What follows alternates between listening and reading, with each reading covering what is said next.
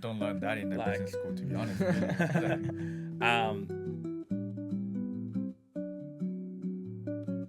Welcome to Griffith Business Students Podcast. This is your host. My name is Ju. And my name is Victor. We have my friend that's been my friend, which I don't know how, of 10 years with us today. Rhys, say hi. Hello. What do you do? What business do you have? Cool. I own a little business. It's a franchise business. It's called G3 Donuts. Yep. I kind of own the rights on the Gold Coast. Yep. We have like 2 brick and mortar. And then we do like events, like we do the Titans home games and stuff like that. Yep. And then, look, I shouldn't say I own the rights because we've actually just sold the markets, but Yep. we used to do markets as well. And Yep. another guy's doing that now.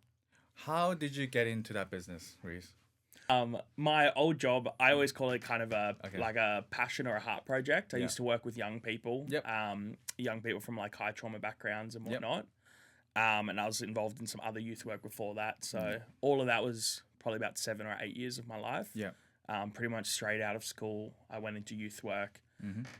and I really enjoyed it. Yeah. I like working with young people who have their own challenges, and Yeah. if I can help them a little bit, I feel like accomplished. Yeah. Yeah. Then I got married, and although I still loved that work, there Yeah. obviously is some challenges financially in that field. 100%.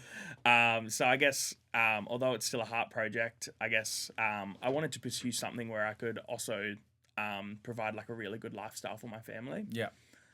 So we resigned from my previous job, Yeah. and we have no idea what we're doing, but we just went, let's just do it. Yeah.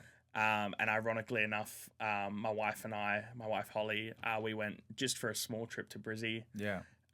We stayed at one of the hotels right near like I think it's Queen Victoria shopping centre or whatever. Yep. And right outside our hotel, they were doing like a market on the Wednesdays. Yep. And we had heard of the brand G3 Yeah. before because part of like my other job, we had like bought from them and stuff Yeah. like that. And we went down to this market, me and my wife, and we actually met the founders of G3, Yeah. Oh, cool. which was really cool. Like we said hi, we said, oh, what's it all about? And look, to be honest, we weren't even considering buying in. Yeah. Like it wasn't a thought on our minds. So we still had no idea what we wanted to do. And we just chatted to them for maybe 10 minutes, 15 minutes, Yeah. bought some donuts and then walked away. Yeah. And then about 2 days later, my wife sent me a link and it was the Gold Coast markets for G3 were for sale. Yeah. So we made long story short, we made an offer, we Yeah. bought in, and Yeah. that was about 2.5, 3 years ago now. Wow. Yeah. The reason why a lot of people are afraid of diving into the business or even trying to start a business is can be quite daunting. So how did you feel during that time? Like I know that you were quite fixed on like trying to create a future, but obviously prior to actually owning a business, like it's like how was that like in that process of going through with communicating with your wife and like making that decision? Like how did that process go? Yeah, cool. I think there's a few questions in that. Yeah. Look, I don't know. I chatted to my wife and said, look, I love what I'm doing, but Yeah. I feel like I feel like it's time for a change. Yeah. Going into something else. I told her that I've always kind of wanted to do business. Like even in all that time doing like youth work and stuff, I always had a side hustle, whether it was like trading cryptocurrency or driving for Uber or like, we used to breed puppies ethically. But like we used to do so much over those years, and I always felt like every time I focused on, I guess, my main job, the side hustle struggled. Yeah. And when I focused on the side hustle, the main job struggled. Yeah. So I just felt like by the time that, I guess those 7 or 8 years were up, I just felt like it was time for a change. Yeah. But I also felt like I had a lot of experience going into it. Yeah. Like I'd done budgets, I'd run teams. Yeah. I'd done like organizational flow charts and structures. Yeah. Which meant that even though we just bought a market, which was, just me and my wife doing it at first, Yeah. it meant that we could grow it into something bigger. We Yeah. wanted something that was that could be expanded. Yeah. Us as students, like the way I'm learning about business here is a lot of theory, a lot of understanding how concepts work and developing those concepts and actually executing and implementing, all that process is quite difficult to grasp, because when you go into actual real industry, there's a huge gap of what that actually looks like and what we actually been taught. So, and that's what I think is good for our audience, to start diving into it, because all education that we learn is to help us understand what's the next step into a practical sense. So I guess in your experience of, now that you're 2.5 years in, like how did that transition, like now from starting from the markets and actually turning to where you are now? Can you walk through the process of how your business grew? Yeah, cool. Look, we obviously started in the markets, and then I think, to be honest, it was a pretty short time. Like we obviously only just sold the market, so we've been doing it this whole time. Yeah. But we learned pretty early that the business was pretty profitable. Yeah. And we learned that there was other opportunities and other avenues. So I think within 3 months we expressed our interest into doing what they call a pop-up. Yeah. So we went into Paradise Centre, which is Surfers Paradise's shopping centre.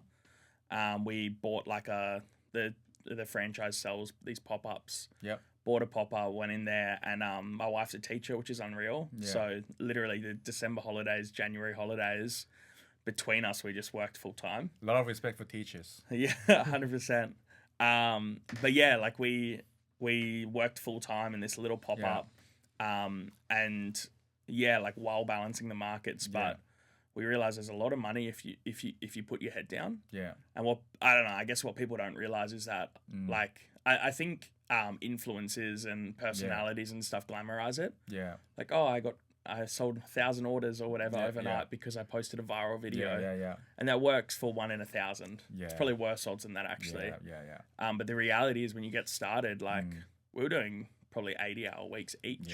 Yeah. Wow. You know, and like at the time we're like, wow, this money's amazing. Yeah.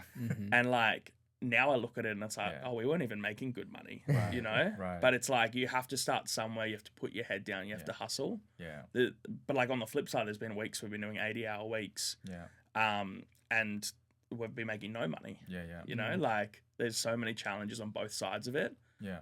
That's why I think the theory part's really good. Yeah. You need to know the fundamentals. You need to know, okay, what do I do when I'm not making money? Or how do I increase my revenue? Or how do I increase my marketing? But on the flip side, you'll never know until you actually get your hands dirty. Yeah. And every business is different. Some people kill it in the online space or e-commerce. Yeah. We're trying in the brick and mortar, which it's fun, but it's different. You know? Yeah. And for someone that is not really familiar with G3 Donuts, can you just give us a bit of an insight what the whole brand is and what you guys do? Yeah, cool. Look, it's pretty much in the name. Yeah. It's gluten-free donuts.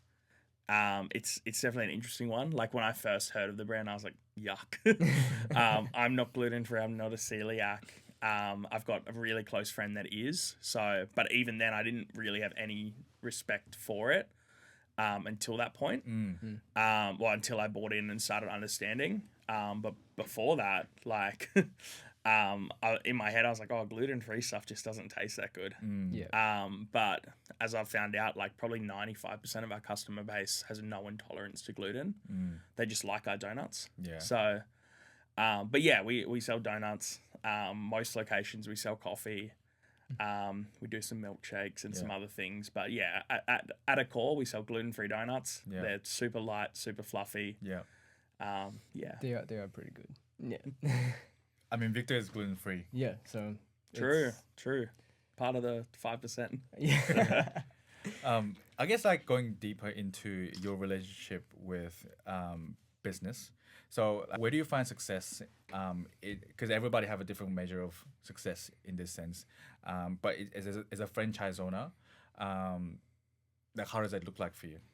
Yeah. I think my measure of success has changed over the years. Yep. Like the first one was just we want to make a profitable market. True. We just want to take home enough Which is, dream for everybody to get really, by, isn't it? you know? Yep. Yeah, like I don't know, I've had miserable days where we've lost money on markets and it's to be honest, most of the time it's relatively hard to lose money on a market. Yeah. Because the rent's cheap. You don't have any like. Yeah. For us, we don't have any waste. Like. Yeah. So it feels really bad when you lose money because it's raining and miserable and no one comes and whatnot. Yeah. So yeah, like early days, it was just I just want to do a good job. Yeah. And I want to have a good turnover. I want to take money home. I want to get my return of investment was the biggest measure of success, I guess. Yeah. Right. Yeah. As time went on, I told you we had one pop up in Surfers Paradise. That one ended up, I think, moving to Pacific Fair. And then we bought the Robina location as well. Yep. And when we bought that, we officially kind of had the whole rights to the coast because there were no other operators there, and we kind of took that claim. Yep. And then later down the track, we purchased a third one and put it in Burleigh Stocklands. And back at that point, like, although like Robina was a phenomenal site for us. Yeah. But even the other ones, like my measure of success was just to profit $1,000 a week. Yeah. Okay. And that's where I wanted to sit and go, okay, I'm happy if we can do that. Yeah. In the busy period, maybe we can do a bit better than that. Yeah. But once we're like every week without a doubt profiting that, then we'll work on our next level. Yeah. Yeah. I guess in like all our intended audience here is local. So currently Gold Coast students, I mean, from living in the Gold Coast for about 10 years, G3 has been in that place for a long time. I mean, before you took over as well, it was longer than that. That was in a very iconic space in front of Big W. So I just wanted to connect, like, now that you got the Harbour Town location and you got the Nerang location, is it, are you having fun? Are you enjoying yourself in those locations? Yeah, they're cool locations and they're very unique. Yeah. They're very unique in and of itself. Yeah. Each location's very different. Like Nerang's a very community centre. You see the same people coming through. Yeah. A couple times a week. You get your regulars. Yeah. It's not like a tourist destination or anything like that. Yeah. But it's fun. Like even I don't know. We can come back to it maybe. But even like our employment strategies have been different for that store. Yeah. Whereas looking at Harbour Town. Yeah. It's very touristy. Yeah, and look, we're super new in Harbour Town. Like I think we've only just passed the month mark of being open. So we opened mid-December. Yeah. And it's mid-January. Yeah. So we're still learning. Yeah. But definitely like the pace of service, even like it's funny, like we did Boxing Day there and it was absolutely crazy. Yeah. But even like all the overseas tourists and stuff, like we had people ordering on translators. Wow. And we had to go, okay, this is how you this is how you manage people. This is like, try serving someone quickly that's having to, type in their phone 20 messages. But it's about like, well, it's good service, but it's also speedy service. And so the dynamics are different, but super fun. It's cool. Like Nerang was kind of our little baby for like our first purpose-built kiosk in the brand. Well, first time I saw it was beautiful. Like, still is. I mean, sorry. I knew that it was beautiful from the start, but I'm saying like it was very good because it was a very different model. Like you actually like innovated in that space in that company. So can you talk us through that process too? Like how did that because you continued to really innovate in that sense. As being friends with you, like I knew that you were always trying new things and creating new products, for example. And how what motivated you to do that? Yeah, cool. There were a couple of things, but I guess like the big one is pop-ups are temporary. So although we had 3 sites, like they could come and go at any point. Yeah. For example, we were in a great location at Pacific Fair. We were exceeding like our goals. We were, like it was growing, like month on month was growing. Yeah. And then they put a competitor in permanently. Yeah, right. And we got kicked into the quietest part of the centre. Our sales like dropped drastically. Yeah. Our rent didn't drop drastically. Right. Like there's so many challenges with pop-ups. I mean, this is a real situation. Like not many people really get to see. There's always success stories, but there's also challenges like that where you do have a lot of different stakeholders that you have to kind of manage, but also work flexibly. Yeah, for sure. And that's the thing, like because pop-ups are temporary, like we got moved around heaps. We got put in bad locations. We got some good ones. Yeah. The rent was jacked up in other locations. Yeah, yeah. Like all these different things, and like you learn so much, and that's why like if anyone wants to go into brick and mortar, I'd highly recommend look at doing a pop-up first. Yeah. Yeah. Because it taught us where the good locations are, what shopping centers we can have success Yeah. in. But on the flip side, it also taught us the negatives of pop-ups, Yeah. which is that they are temporary. Yeah.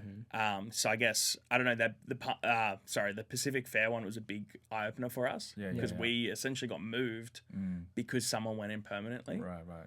And at that point, I was like, well, it's time that we go permanent. Yeah. So I started chatting to the brand, which as a brand, we're kind of all over Australia is probably a stretch, but we have locations in like Sydney and Melbourne, Newcastle, Perth, like a little bit all over. Yeah. Yeah. But for the most part, it's still a young brand. Yeah. Like it's pop-ups and markets. Yeah. So when I started speaking to the brand, they're like, look, we want you to explore it, Yeah. but we haven't done it yet. Yeah. So we're happy to work with you. Yeah. But we don't have a design for you. Yeah. Yeah. Yeah. So we went into Nerang. Yeah. We applied for a lease because we had done a pop-up there. Yeah. That I don't know, people don't believe me when I say, but that little centre was more profitable than our Pack Fair store in the good location. Yeah. And obviously, like there's cheaper rent in that centre. sure, yeah. The margins are better.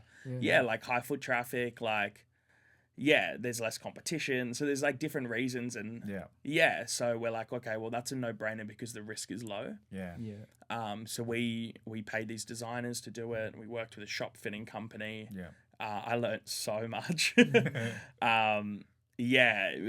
It was a lot to learn in that process. It is a whole another level than contacting a shopping center and going, hey, can I put a pop-up in? Then, let's sign 70 pages worth of contracts. Yeah. Right. Let's do a full financial review with your accountant that's required for the lease to go through. Yeah, like there's so much. Even like things that we didn't factor into our budget. Like I think my lawyer cost $4,000 or $5,000 almost to just review those documents and provide feedback. Yeah. The accountant a couple grand more. Like things that I didn't budget for before we were in negotiations. You know. Yeah. But yeah, it was such a good learning experience, and Nerang was our first purpose built. Yeah. There were things that we would change, and we did change for Harbour Town. Yeah. And I think we'll see a few more pop up over the next couple of years. And touching on growth that you mentioned at a Pack Fair store, how do you guys go about growing your sales on the coast? Do you use digital channels, or is it more word of mouth? And where does that come from? Yeah, look, I think there's a few different avenues, I should say. Sorry. Yeah. Like obviously social media is super important. It's not what I'm gifted in, hence why I'm not an influencer. I'm doing some brick and mortar stuff. But I also think a lot of people can relate to that. So yeah, like obviously we post on socials and whatnot, and it gets some traction, especially around new products. Like we've got a loyal customer base. But honestly, the biggest one is I think we've just been around a long time, and we've been in prominent locations. Yeah. Like the fact that I think we've been in 9 or 10 shopping centers over the last 10 years. Yeah.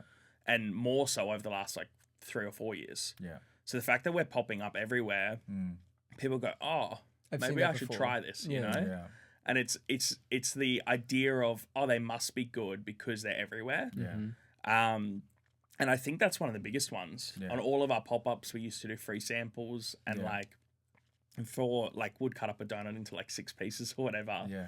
And we used to say for every 6 pieces, you'll probably sell a pack for 1 piece. Yeah. Wow. So 1 in 6 people that try it will buy a pack on the spot. And that'll usually translate into about between $8.50 and $12 sale. As well as like long term, you're hoping that they come back, you know? Yeah, of course. So that's been a big one, is just, I think the fact that we cast a wide net helped. As well as it was funny, like I said, probably 5% of our customer base is kind of gluten-free celiac. I have no way to measure this, but I think that customer base, because there's a lot of gluten-free options now. But when we first kind of started spreading around, there wasn't that many that tasted good. Yeah. And I think those 5% really spread out their 95%. Yeah. Their family and friends who they're like, usually they can't have the good stuff. They're like, oh, no, try this. This is amazing. Yeah. And like, it's so funny, like so many family and friends that come in with their celiac person or gluten-free person. and they're like, oh, they told us to try it. We don't think it'll be very good, but they've Right. insisted because they never get to have anything nice. Yeah. And then, like, we'll sell a 10-pack. Yeah. And they'll keep coming back because they're like, oh, these are so light and fresh. And But what kind of tips would you say that you would like to give for students who's actually looking for like entrepreneur goal? That what kind of business do you think is suited for students to look into? look, I think any business, anything that you're interested in, Yeah. feel like you can do, I think is beneficial. Mm. Like, you don't want to get into a business you know zero about. Yeah. And I guess the franchise space makes it really easy for that. Yeah. I said when I finished up on my other job, I had no idea what I wanted to do. Yeah. It's a lot harder to come up with your own idea 100%. than to build on someone else's. Yep. And it generally means it'll cost you something. Yeah. Generally, whoever came up with the idea is going to take a cut. Yeah. But as long as it has sound foundations and good principles, Yeah. and they're transparent about that, Yeah. I think it's a great place to start. Because I think you have that entrepreneur mindset that you want to expand in your future as well. So, because you've shared a few of your ideas, like not that you want to go into like actual business ideas, but like in that avenue, like what kind of things are you expecting to really see yourself going into? Yeah, look, I probably can't share details. Yeah. There is a few things I want to do. Yeah. But I guess the things that I look for, number one is probably scalability. Mm. Like, I didn't get into business so I would work every day of my life. Yeah. We want to get to a point where we're comfortable and Yeah. we don't have to work. Yeah. But saying that, I would get bored if I'm not working. Yeah. So I want to be involved, Yeah. but without the requirement. Yeah. And that's probably like my biggest measure of success at the moment. Yeah. We want to do some philanthropy stuff and stuff like that, Yeah. which would be cool. And we're going to structure a few businesses around it. And Mm. that's kind of the next goal once we're Yeah. tie up a few ends with G3. Like, Yeah. we'll stay in the brand, but we want to do a few other things. Yeah. But yeah, like number one for me is always scalability. Like and I've even learned like things that I used to think was super scalable, way less scalable, you know? And you only learn that through experience or through mentorship. Yeah. But yeah, like if you can find something that is scalable, that means if you're working 80 hours initially, as long as you can scale it, you can get down to 2 or 3, you know? And that's why e-commerce works so well for some people, because that 80 hours that they would be working in a shop, they're doing a couple hours on a laptop and having someone else pack the orders and having someone else do that. Yeah. So yeah, everything's different, but for me, scalability is like number one going forward. We've been able to do that with G3, but it's taken time. Like that's part of the reason we're not doing pop-ups anymore. Yeah. Is because to manage that is a lot of work. Like lots of delivering, stopping in at the shops. Yeah. The amount of times I went in after hours, like 9 p.m. Yeah. Moved all the benches away and scrubbed the floors to maintain our cleanliness and all of that. That's not scalable. But a brick and mortar is. So that's why we're kind of pushing that way. That's why we've sold the markets, because it's hard to organize someone to wake up at 3 a.m. Yeah. So we've learned a lot over the last few years in this front, and then everything going forward is going to be scalable. So you touched on this a little bit earlier about employee management. So because it's quite a local business currently, like it's been operating just under your leadership in Gold Coast a lot, and like it's a high turnover business in general. So in your employee management, like what was your strategy behind managing your business with employees? Yeah, look, I think it's been a process for me as well. Yeah. Like, I think I've definitely changed my style of management and all of that. Yeah. Like, I think initially I wanted to be everyone's friend, Yeah. which I don't know is like the worst idea ever. But then on the flip side, you can't be too harsh, you can't be too firm, otherwise you're never going to see results. Yeah. Like having a fear-based leadership is the worst kind of thing for results, especially when you want scalability. Right. Where you can leave people alone with the business. Yeah. So there's definitely a balance. Yeah. And I think that's what I've tried to do. Like I definitely, when I hire staff now, I'm far from their friend. Right. But over time, I'll get to that point. Yeah. Like their first couple shifts, I'll ask them questions like, oh, what are you studying, or what hobbies do you have and stuff like that, and we'll get to the point where I can ask them stuff and we'll be friendly and we'll have a conversation and all of that. But I'm also the person that's like, okay, go clean the tables, I like to establish the firm side first, because they don't know me from anyone, so I want to know that they're a good, competent worker, and then I want to know, okay, there's a level of trust, let's ease back a little bit, let's trust that they're going to do what they've been taught over the last few weeks of training, and go, okay, let's get along well, let's develop like a relationship. Even like I get Holly, and we've got a little 9-month-old. Congrats. Thank you. Like I get my wife, and our little baby Elkie.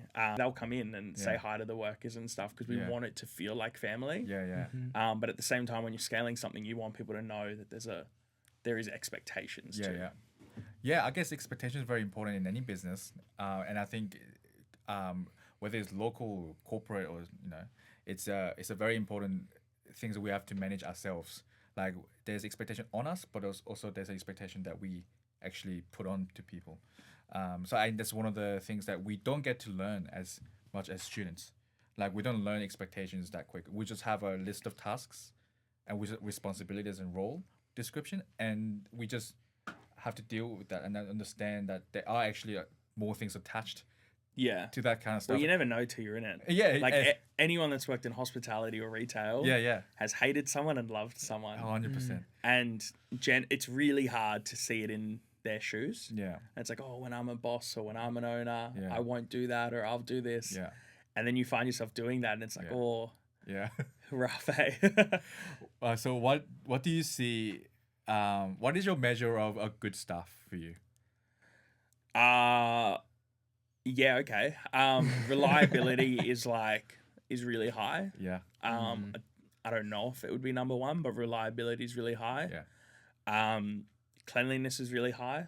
Like working with food, you just have to be especially the industry you're in. 100%. No one can be eating KFC and coming in with crumbs all over their shirt. You need to come to work clean, but then you also need to maintain a level of cleanliness. And we've got such strict policies with washing hands and all of that. But cleanliness is really high. Competency is really high too. There is times that people have to work alone. Like there's difference between a junior and someone who's a bit older. But competency is a must.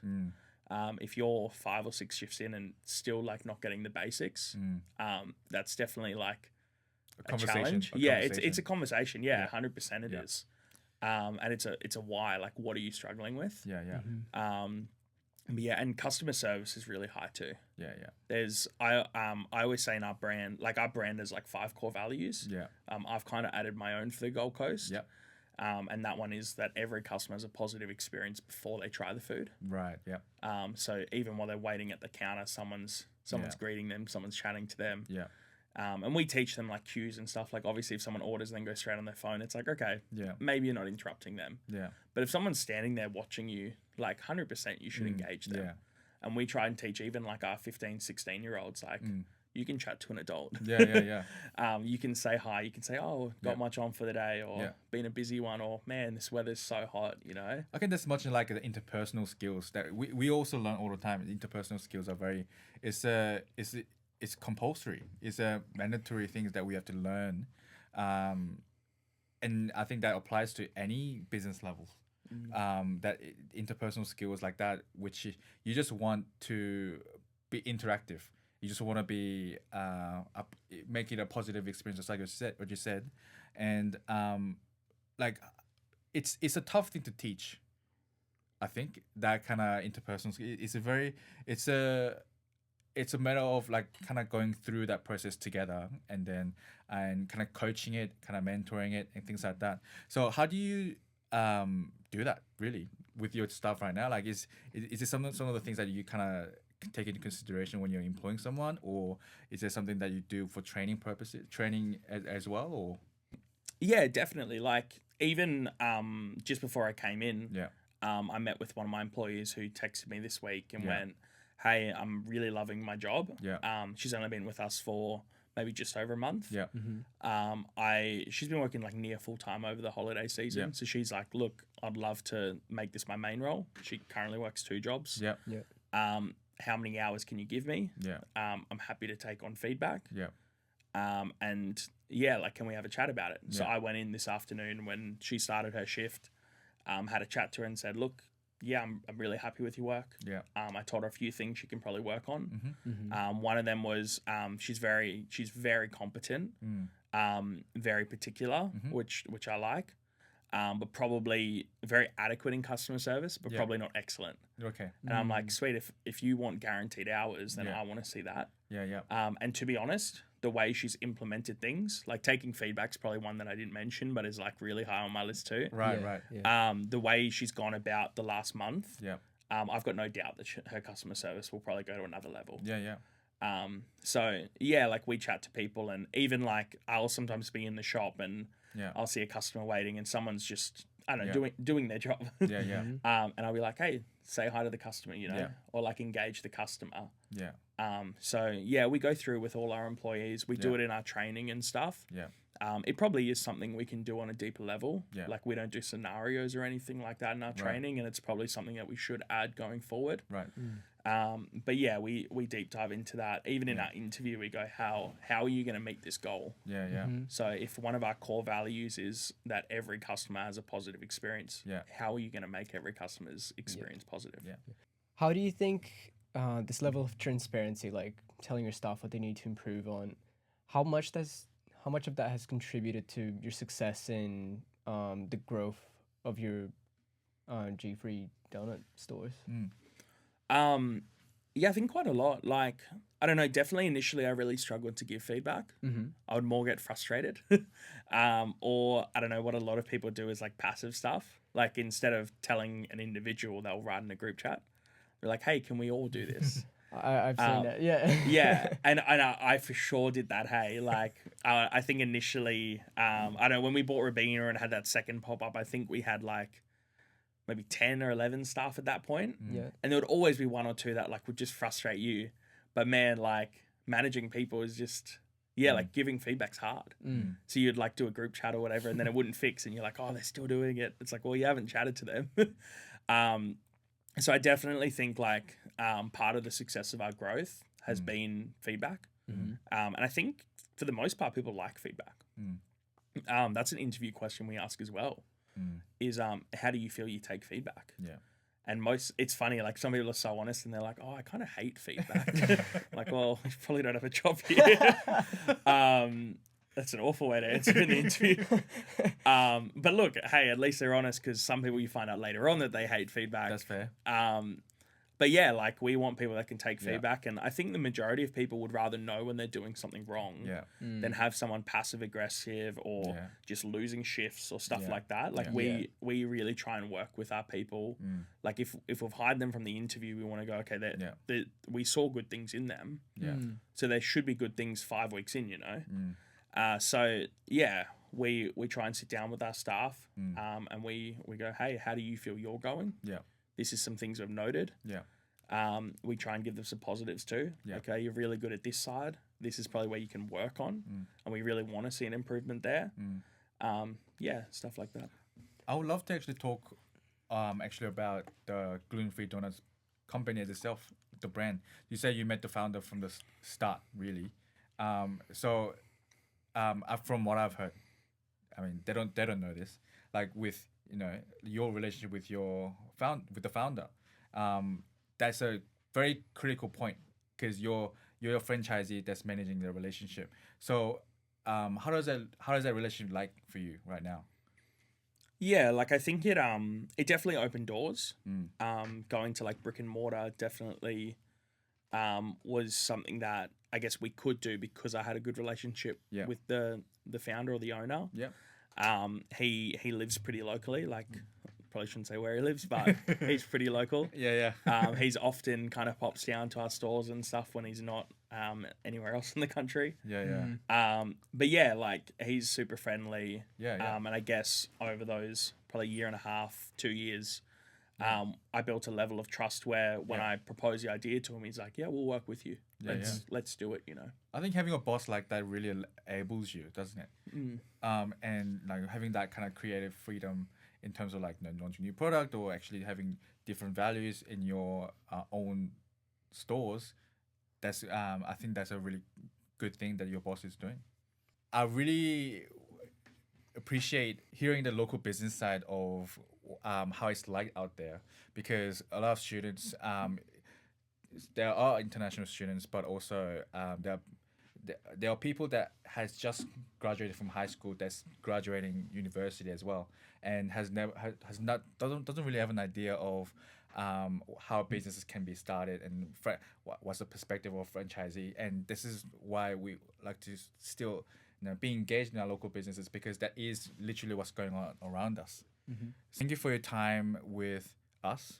I think it's interesting to hear your perspective, because you are literally out and about right now, and being in really big locations in Harbour Town and Nerang. I really want the audience to know about you and hear about you, because we want to support our local businesses. So yeah, I guess is there anything that you would like to promote? I want to just allow this space to how can people find you? What can people expect from gluten-free donuts? Cool. Yeah, like obviously we have our two main locations at the moment. Yeah. Nerang Mall, just in front of the Woolies there, just off the highway. Yeah. And we've got kind of our flagship one, which is Harbour Town. Yep. It's a cool location. Both sites do really good coffee. We use a roaster in Byron Bay called Marvel Street Coffee. Yep. Some of the biggest cafes on the coast use them. Yep. I really love our coffee. Yep. Yeah, and we do pretty good donuts. Give us a go. Don't write us off just because it's gluten-free. Sweet as. Yeah, I mean, I can personally say that gluten-free donuts taste a lot nicer than normal donuts. Oh. My personal opinion. Okay.